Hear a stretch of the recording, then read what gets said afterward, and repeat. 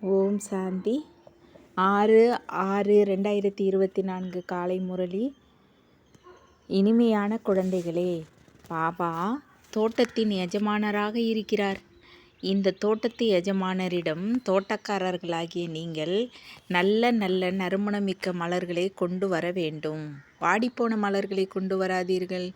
கேள்வி: பாபாவின் பார்வை எந்த குழந்தைகள் மீது படுகிறது? யார் மேல் படுவதில்லை? பதில்: யார் நல்ல நல்ல நறுமணம் தரும் மலர்களோ, நிறைய முட்களை மலராக்கக்கூடிய சேவை செய்கிறார்களோ அவர்களை பார்த்து பார்த்து பாபா மகிழ்ச்சி அடைகின்றார். அவர்கள் மேல்தான் பாபாவின் பார்வை போகின்றது. யாருடைய உள்ளுணர்வு அசுத்தமாக உள்ளதோ, கண்கள் ஏமாற்றுகின்றதோ அவர்கள் மேல் பாபாவின் பார்வை கூட படுவது இல்லை. பாபா கூட சொல்வார், குழந்தைகளே, மலராகி நிறைய மலர்களை உருவாக்குங்கள். அப்போது புத்திசாலி தோட்டக்காரர் என்று சொல்லப்படுவீர்கள். ஓம் சாந்தி. தோட்டத்து எஜமானராகிய பாபா வந்து தன்னுடைய பூக்களை பார்க்கின்றார். ஏனெனில் எல்லா சென்டர்களிலும் பூக்கள் மற்றும் தோட்டக்காரர்கள் இருக்கின்றன. இங்கே தோட்டத்து எஜமானரிடம் வந்து உங்கள் நறுமணத்தை பரப்புகின்றீர்கள்.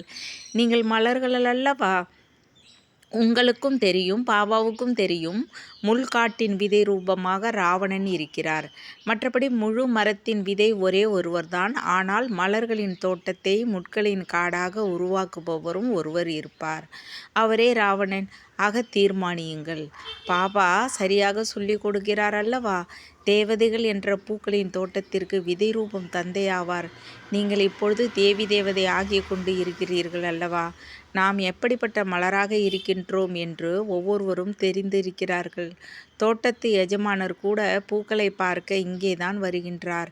மற்ற அனைவரும் தோட்டக்காரர் ஆவார். அதிலும் பலவிதமான தோட்டக்காரர்கள் இருக்கின்றனர். அந்த தோட்டத்திலும் விதவிதமான தோட்டக்காரர்கள் இருப்பார்கள் அல்லவா? சிலருக்கு 500 ரூபாய் வருமானம் கிடைக்கிறது, சிலருக்கு 1000 ரூபாய் கிடைக்கிறது, சிலருக்கு 2000 ரூபாய் கிடைக்கிறது. மொகல் கார்டனின், அதாவது புது டெல்லியில் உள்ள பிரசித்தி பெற்ற பெரிய மலர் தோட்டம். தோட்டக்காரர் கண்டிப்பாக மிகுந்த புத்திசாலியாக இருப்பார். அவருடைய ஊதியம் மிக அதிகமாக இருக்கும். இது எல்லைக்கு அப்பாற்பட்ட பெரிய தோட்டமாக இருக்கிறது. அதிலும் பலவிதமான தோட்டக்காரர்கள் வரிசை கிரமமாக இருக்கின்றார்கள். யார் மிக நல்ல தோட்டக்காரர்களாக இருக்கின்றாரோ அவர்கள் தோட்டத்தை மிக நல்ல அழகுடையதாக உருவாக்குகின்றனர். நல்ல பூக்களை வைக்கின்றன. அரசு இல்லத்தின் மொகல் கார்டன் எவ்வளவு நன்றாக உள்ளது! இது எல்லைக்கு அப்பாற்பட்ட தோட்டம். தோட்டத்தின் எஜமானன் ஒருவர்தான். முள்காட்டின் விதை ராவணன் மற்றும் மலர் தோட்டத்தின் விதை சிவபாபா ஆவார்.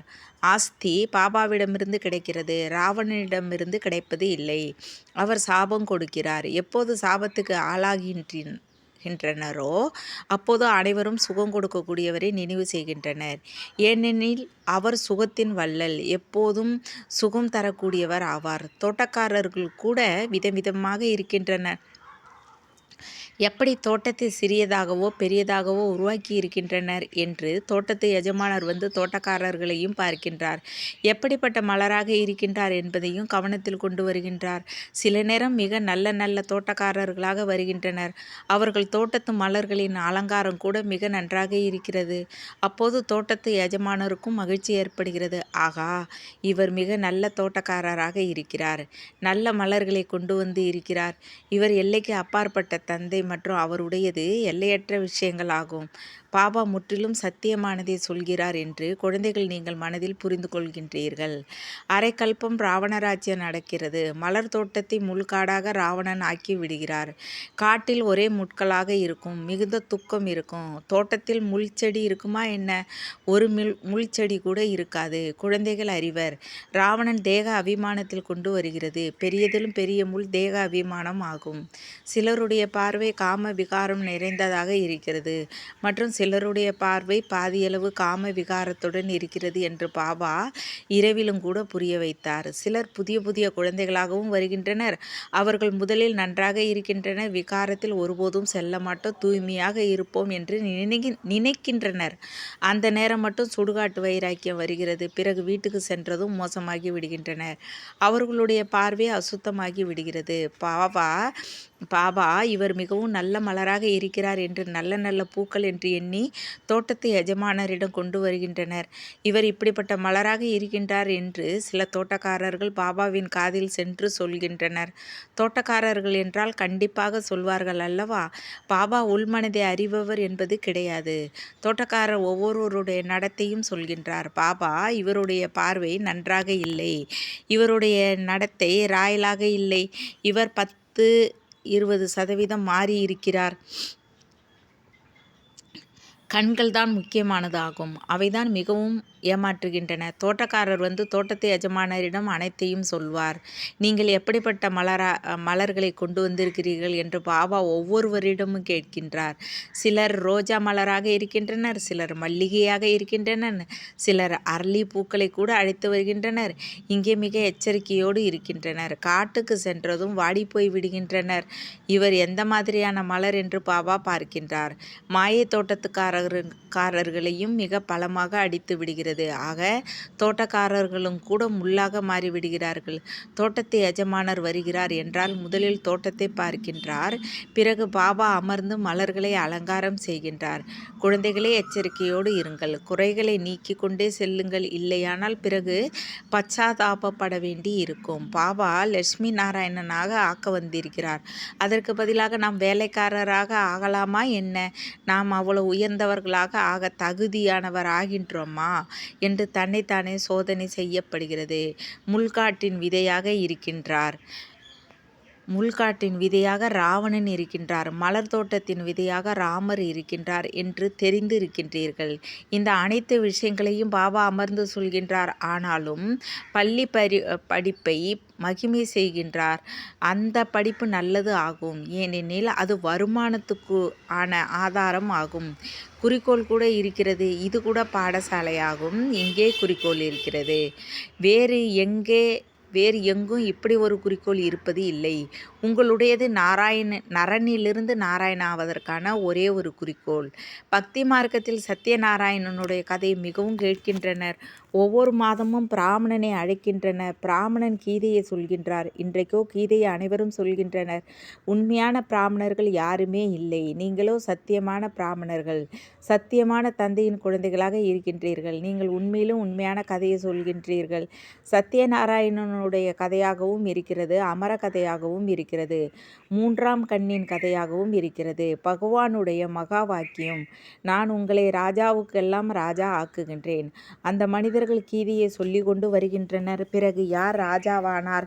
நான் உங்களை ராஜாவுக்கெல்லாம் ராஜா ஆக்குவேன், நானோ அப்படி ஆக மாட்டேன் என்று சொல்லக்கூடியவர் யாரும் இருக்கிறார்களா? இப்படி இதற்கு முன்பு கேட்டு இருக்கிறீர்களா? இந்த ஒரே ஒரு தந்தை மட்டும்தான் குழந்தைகளுக்கு இப்படி புரிய வைக்கிறார். இங்கே தோட்டத்து எஜமானரிடம் புத்துணர்ச்சி அடைய வருகின்றோம் என்று குழந்தைகள் தெரிந்து இருக்கின்றனர். தோட்டக்காரர்களாகவும் ஆகின்றனர், பூக்களாகவும் ஆகின்றனர். கண்டிப்பாக தோட்டக்காரராக வேண்டும். விதவிதமான தோட்டக்காரர்கள் இருக்கின்றனர். நல்ல சேவை செய்யவில்லை என்றால் எப்படி நல்ல மலர்களை உருவாக்க முடியும்? நான் எப்படிப்பட்ட மலர், எப்படிப்பட்ட தோட்டக்காரன் என்று ஒவ்வொருவரும் தன் மனதிடம் கேட்க வேண்டும். குழந்தைகள் ஞான சிந்தனை செய்ய வேண்டும். தோட்டக்காரர் கூட விதவிதமாக இருக்கின்றார் என்று பிராமணிகள் தெரிந்திருக்கின்றனர். சில நல்ல நல்ல தோட்டக்காரர்களும் வருகின்றனர். அவர்களுடையது பெரிய பெரிய தோட்டமாக, பெரிய நல்ல தோட்டமாக இருக்கும். நல்ல தோட்டக்காரர் என்றால் தோட்டத்தையும் நல்லதாகத்தான் உருவாக்குகின்றார்.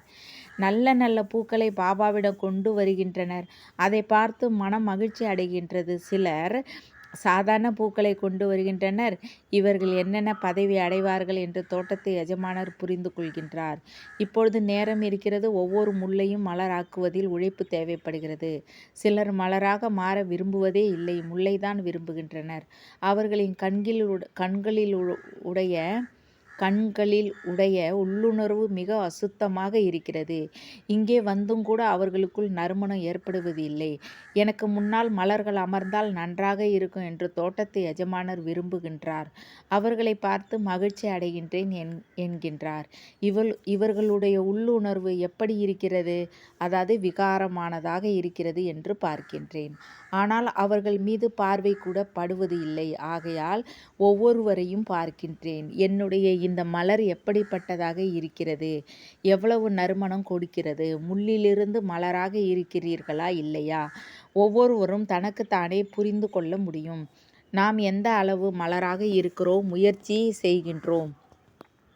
அடிக்கடி சொல்கின்றனர், பாபா, நாங்கள் உங்களை மறந்து விடுகின்றோம், யோகத்தில் அமர முடிவது இல்லை, நினைவு செய்ய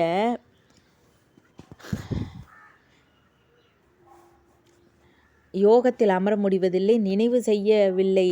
ஆனால் எப்படி மலராக ஆவீர்கள்? நினைவு செய்தால் பாவங்கள் துண்டிக்கப்படும், மலராக மாறி மற்றவர்களையும் மலர்களாக ஆக்குவீர்கள். அப்போதுதான் தோற்றக்காரர் என்ற பெயர் வைக்க முடியும். பாபா தோட்டக்காரர்களை கேட்டுக்கொண்டே இருக்கிறார். தோட்டக்காரர்கள் இருக்கின்றீர்களா? ஏன் தோட்டக்காரர்களாக ஆக முடியாது? பந்தனத்தை விட வேண்டும், உள்ளுக்குள் உற்சாகம் வர வேண்டும், சேவையின் ஆர்வம் இருக்க வேண்டும், தன்னுடைய சிறகுகளை விரிப்பதற்கு முயற்சி செய்ய வேண்டும். யார் மேல் அதிக அன்பு இருக்கிறதோ அவரை விட்டு பிரிய முடியுமா என்ன? பாபாவின் சேவைக்காக எதுவரை மலராகி பிறரையும் ஆக்கவில்லையோ அதுவரை உயர்ந்த பதவி எப்படி கிடைக்கும்? 21 பிறவிகளுக்கான உயர்ந்த பதவி ஆகும். மகாராஜாக்கள், ராஜாக்கள், பெரிய பெரிய செல்வந்தர்களும் இருக்கின்றனர். பிறகு வரிசை கிரமமாக குறைவான செல்வந்தர்களும் இருக்கின்றன, பிரஜைகளும் இருக்கின்றன. இப்பொழுது இப்ப நாம என்ன ஆனோம்? நாம் யார் இப்பொழுது முயற்சி செய்வார்களோ அவர்கள் கல்பத்திற்கு அப்படி ஆவார்கள். இப்பொழுது முழுமையான சக்தி கொடுத்து முயற்சி செய்ய வேண்டும். நரனிலிருந்து நாராயணன் ஆக வேண்டும். யார் நல்ல முயற்சியாளர்களோ அவர்கள் நடைமுறையில் கொண்டு வருவார்கள். தினசரி வருமானம் மற்றும் நஷ்டத்தை பார்க்க வேண்டும். இது 12 மாதத்துக்கான விஷயம் அல்ல. தினமும் தன்னுடைய லாப நஷ்ட கணக்கை பார்க்க வேண்டும். நஷ்டத்தை ஏற்படுத்தக்கூடாது. இல்லையானால் 3ஆம் பிரிவினராகி விடுவீர்கள். பள்ளிக்கூடத்தில் கூட வரிசை கிரமமாக இருக்கிறார்கள் அல்லவா? இனிமையிலும் இனிமையான குழந்தைகள், தெரிந்து இருக்கிறீர்கள்.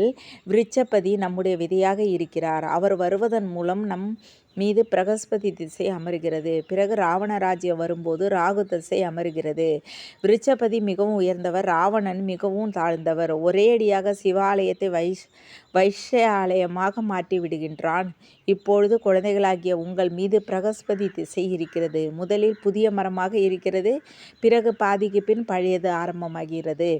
தோட்டத்து எஜமானரும் இருக்கிறார், தோட்டக்காரர்களும் அதிகமாகிக் கொண்டே செல்கின்றனர்.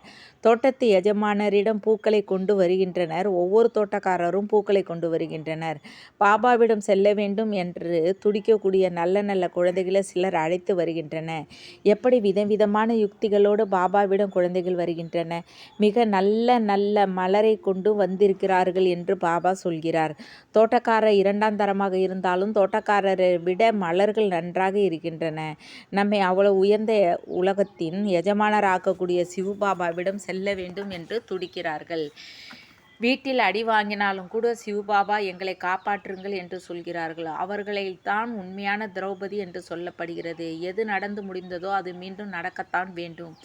நேற்று அழைத்தீர்கள் அல்லவா, இன்று பாபா காப்பாற்றுவதற்காக வந்து இருக்கிறார். பூம் செய்யுங்கள் என்று சொல்லி கொடுக்கிறார். நீங்கள் குளவிகளாக இருக்கிறீர்கள், அவர்கள் புழுக்களாக இருக்கிறார்கள். அவர்களிடம் பூம் என்று செய்து கொண்டே இருங்கள். அவர்களிடம் சொல்லுங்கள், காமம் மகா எதிரி, அதனை செல்வதன் மூலம் உலகத்தின் எஜமானர் ஆகின்றீர்கள் என்பது பகவானுடைய மகா வாக்கியமாகும். சில நேரம் அபலைகளின் பேச்சை கேட்டு குளிர்ச்சி அடைந்து விடுகின்றனர். சொல்கின்றனர், நல்லது சொல்லுங்கள், நல்லது செல்லுங்கள், உங்களை அப்படி ஆக்குபவரிடம் செல்லுங்கள். என்னுடைய அதிர்ஷ்டத்தில் இல்லை, நீங்களாவது செல்லுங்கள். அப்படிப்பட்ட திரௌபதிகள் அழைக்கின்றனர். பூம் செய்யுங்கள் என்று பாபா எழுதுகிறார். ஒரு சில மனைவிமார்கள் அப்படி இருக்கின்றனர். அவர்களை சூர்பனகை, பூதனா என்று சொல்லப்படுகிறது. கணவர்கள் அவர்களுக்கு பூம் செய்கிறார்கள். அவர்கள் புழுக்களாக இருக்கின்றன. விகாரம் இல்லாமல் அவர்களால் இருக்க முடிவது இல்லை. தோட்டத்து எஜமானரிடம் விதவிதமாக வருகிறார்கள். கேட்கவே கேட்காதீர்கள். சில கன்னிகைகள் கூட முட்களாக விடுகின்றன. ஆகையால் பாபா சொல்கிறார், தன்னுடைய ஜாதகத்தை சொல்லுங்கள்.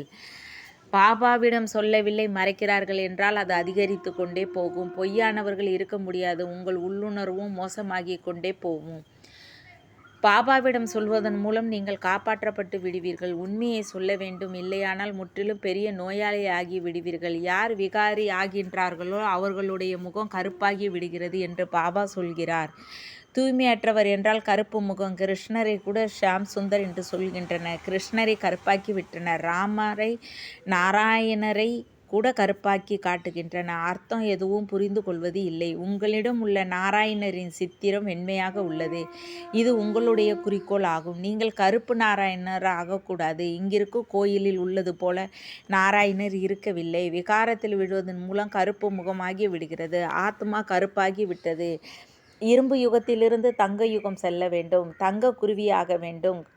கல்கத்தா காளி என்று சொல்கின்றன. எவ்வளவு பயங்கரமான உருவமாக காண்பிக்கின்றன. விஷயத்தையே கேட்காதீர்கள். இவை அனைத்தும் பக்தி மார்க்கம் என்று பாபா சொல்கிறார். இப்பொழுது உங்களுக்கு ஞானம் கிடைத்திருக்கிறது. நல்லது. இனிமேலும் இனிமையான காணாமல் போய் கண்டெடுக்கப்பட்ட செல்ல குழந்தைகளுக்கு தாய் தந்தையுமான பாப்தாதாவின் அன்பு நினைவுகள் மற்றும் காலை வணக்கம். ஆன்மீக குழந்தைகளுக்கு ஆன்மீக தந்தை நமஸ்தே. ஆன்மீக தந்தைக்கு ஆன்மீக குழந்தைகளின் அன்பு நினைவுகள் மற்றும் நமஸ்தே.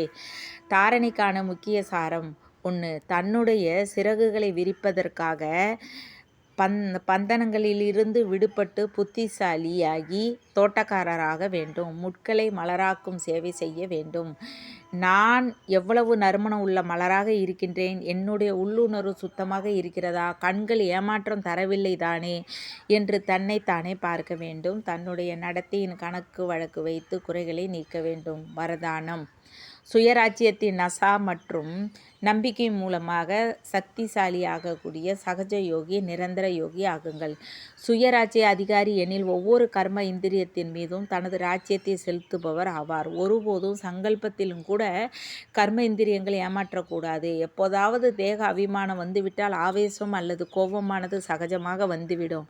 ஆனால் யார் சுயராஜ்ய அதிகாரியாக இருக்கின்றார்களோ அவர்கள் சதா அகங்காரியாக மற்றும் பணிவாக இருந்து சேவை செய்வார்கள். எனவே நான் சுயராஜ்ய அதிகாரி ஆத்மாவாக இருக்கிறேன் என்ற நஷா மற்றும் நம்பிக்கையின் ஆதாரத்தில் சக்திசாலியாகி மாயாஜீத் நிலையிலிருந்து உலகத்தை வெற்றி அடைந்தால் சகச யோகியாகி நிரந்தர யோகியாகி ஆகி விடுவீர்கள். ஸ்லோகன்: லைட் ஹவுஸ் ஆகி மனம் புத்தி மூலமாக ஒளியை பரப்புவதில் ஈடுபட்டால் எந்த ஒரு விஷயத்திலும் பயம் ஏற்படாது.